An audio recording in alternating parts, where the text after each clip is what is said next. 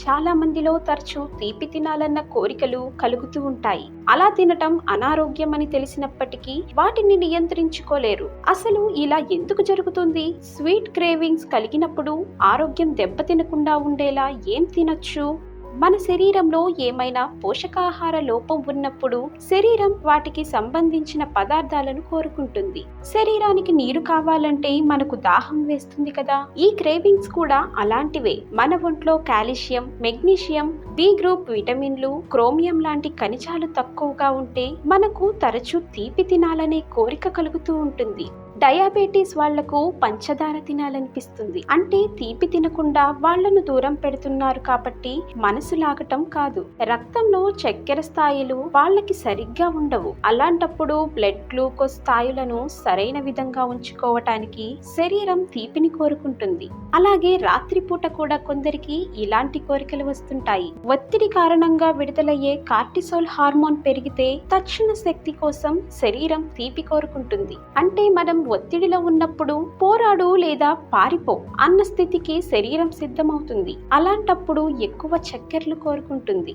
కొంతమందికి తిన్న తరువాత స్వీట్ తినే అలవాటు ఉంటుంది. అది మానసికమైన విషయం. వాళ్లకు అది లేకపోతే తినటం పూర్తయినట్టు కాదు. వీళ్ళ మెటబాలిజం భిన్నంగా ఉంటుంది. స్వీట్ తిన్నప్పుడు వెంటనే పెరిగే శక్తి స్థాయిలు ఆహారం జీర్ణం అవటానికి తోడ్పడతాయి. వాళ్లను అలా తిననివ్వటమే మంచిది.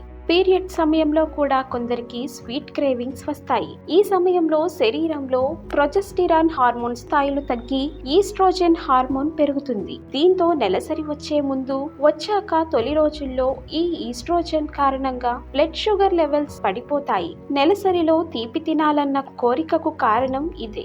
ఏం తినాలి?